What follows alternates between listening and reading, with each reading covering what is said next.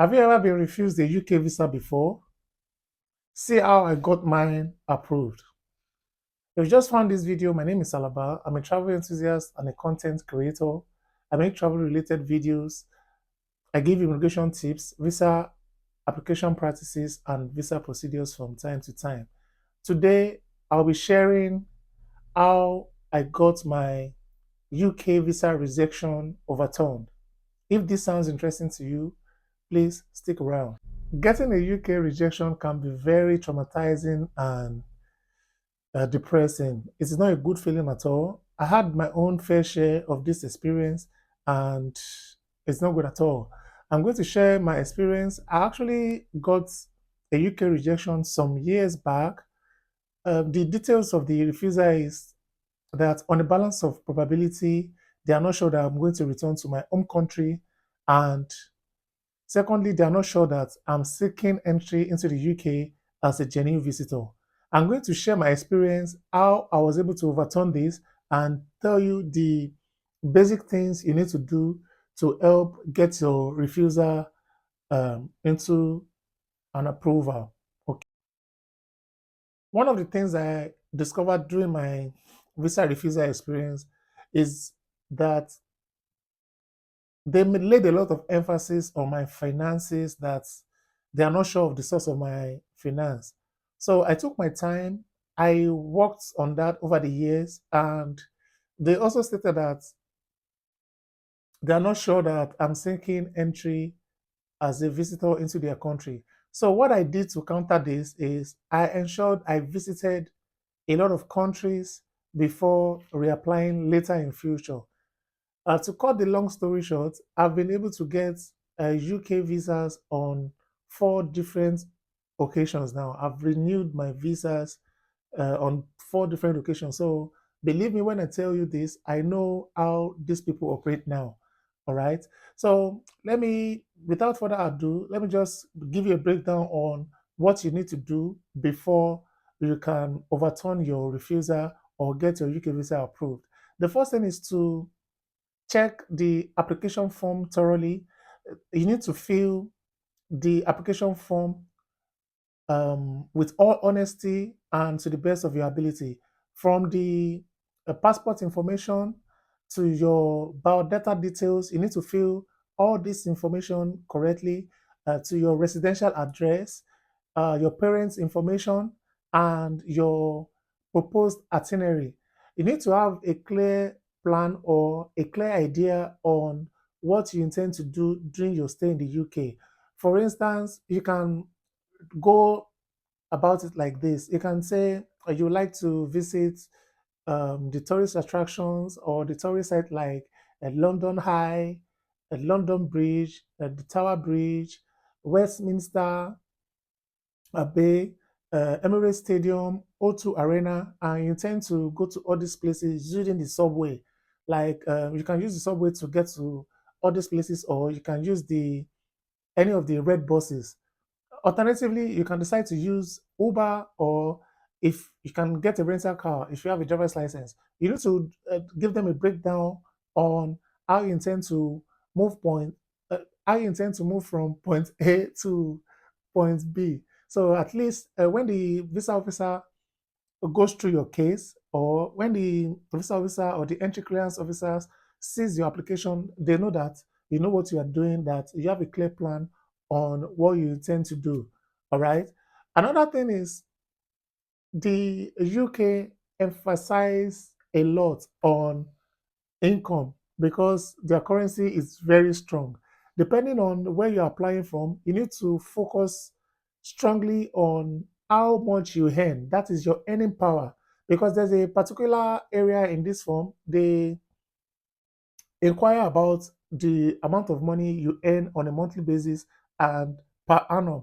They want to see your earning power, how much you earn, and the amount you incurred for your expenses, or the amount you incur for your expenses. They want to have a breakdown of what you earn monthly and your expenditure. So after your expenditure, they want to know how much you have left as your savings. So from your savings, okay, let me just paint a scenario here. I'm going to tell you, let's say you earn for the purpose of this video, I'm going to say everything in naira. Let's say you earn, for the purpose of this video, let's say you earn like 1 million naira, and your expenses on a monthly basis is 400,000. You are left with 600,000. They expect you to save this 600,000 for 6 months. So at the end of 6 months, you are supposed to have minimum of 3.6 million naira in your account.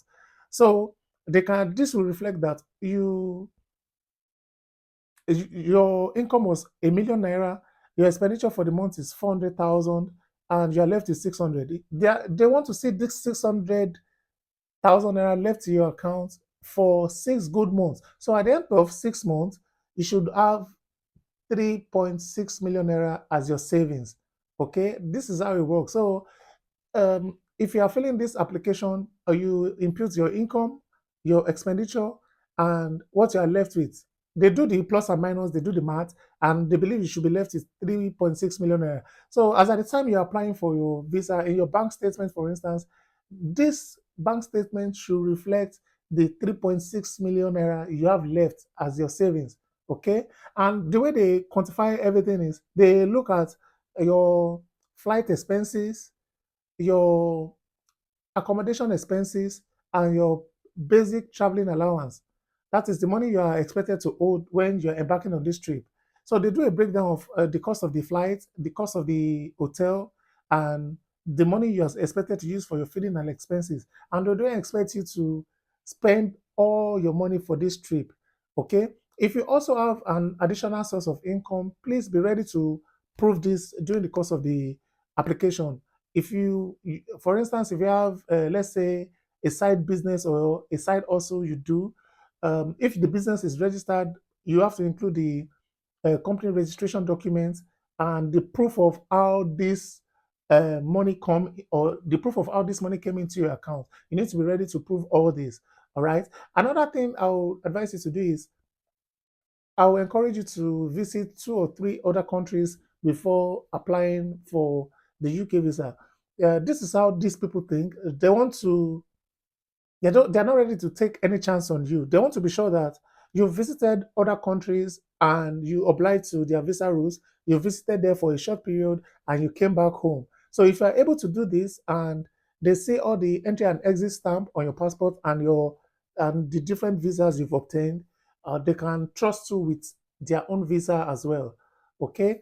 And there's another part in the form where they ask for your immigration record, the countries you visited in the past, from which day to which day, like how many days did you stay. You're expected to fill all this information as well. If you visited, let's say, South Africa, you include South Africa, the days or the months you spent there, you include that. And if you visited any Schengen member states during this time, be it France, Germany, Spain, Italy, or any of the EU member states, you include the country there and the number of days you spent. If you have visited the UK before, you answer as well, or US or the UK or the US or Canada, you input this information and let them know.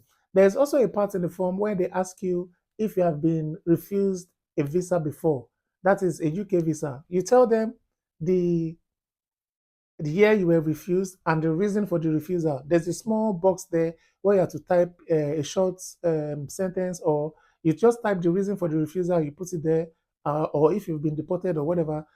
I would advise you to be truthful in this part of the form because they want to test your integrity here if you're someone they can trust. All right.